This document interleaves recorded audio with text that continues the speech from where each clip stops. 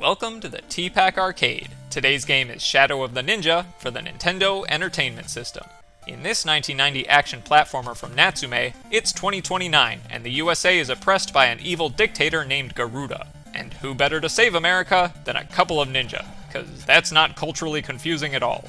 So in proper shinobi fashion, you sprint and flip and slash your way through 5 segmented levels, as either Blue Dude Ninja or Red Lady Ninja. They're functionally the same as far as I can tell, so choosing is just a matter of who you think is cooler. Although that's pretty arbitrary, because they're both ninja, and therefore both objectively cool.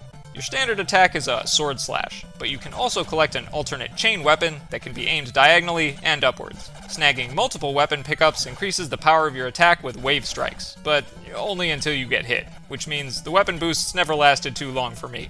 Luckily, you do have a life bar to sustain you for multiple hits, and occasional health pickups to replenish it. There are also throwing star items so you can attack enemies from a distance, at least until they run out, which is annoying, but not as annoying as the fact that they can't hit low enemies, so sometimes you're stuck with supposedly better long-range weapons when you really just want to swing the bad guys with your trusty sword. In situations like those, well, actually, in a lot of situations throughout this game, the best course of action is just to avoid enemies altogether, since sometimes they can be more of a threat to engage than to ignore.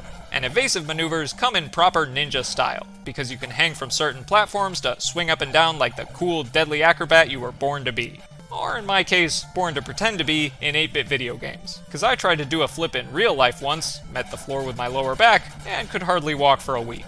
One final mechanic of note here is the lightning attack. If you hold A and B, your sword charges and unleashes screen-filling electric bolts to damage everything on the playfield.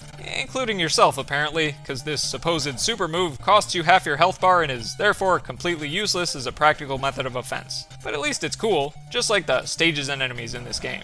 Level 1 is the seaside, where you run across bobbing boats and through brick-bounded sewers. Here, you face a buff army dude who slide tackles you like a soccer player, not a football player, because this is an American ninja game, missile-launching turrets hanging from platform ceilings, an incredibly annoying sprinter ninja who don't hurt you, but instead push you into other hazards to do the dirty work for them.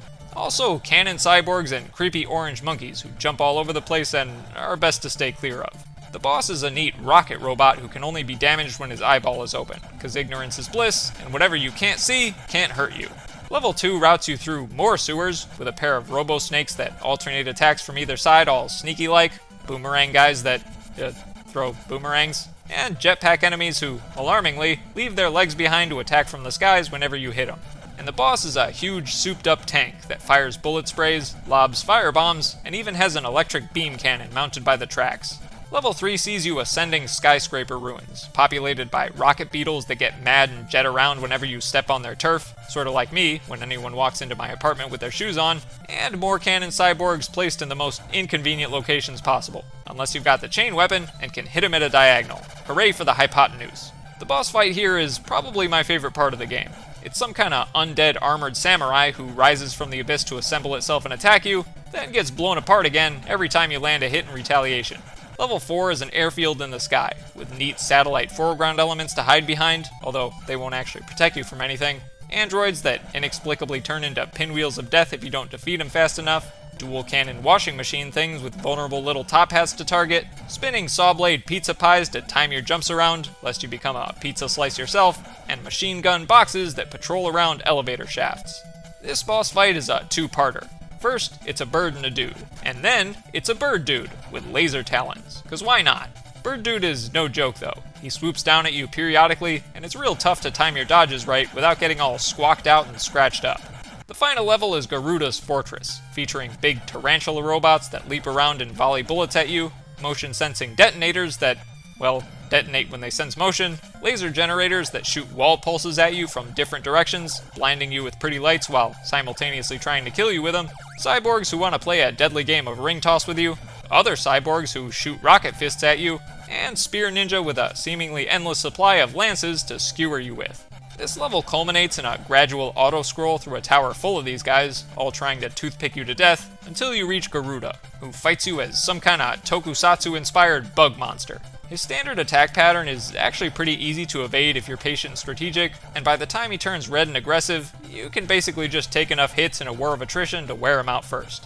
Shadow of the Ninja perfectly encapsulates the playfully gritty industrial cyber aesthetic that a lot of NES action platformers seem to emulate, and the traditional ninja elements really add an extra layer to that design. While the enemies and stages aren't the most memorable graphics out there, I appreciate the little details, like lightning strikes and stage motion on the boats, neat fire and explosion effects, disassembling enemies, and foreground set dressing for some extra depth.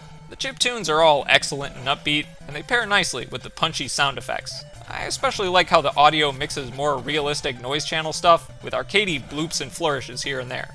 Works really well with the whole gritty cyber angle.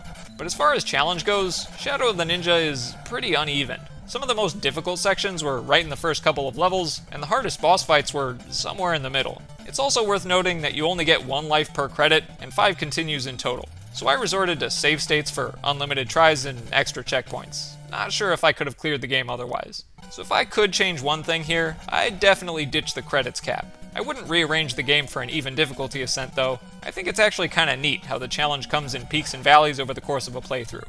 To me, the mark of a great ninja game is making you feel like a ninja while playing. And overall, Shadow of the Ninja does just that. Now I know better than to try and do ninja flips in real life. I don't think my lower back can take any more of that, but I'll happily run around in 8-bit land sword slashing bad guys to save the land of the free.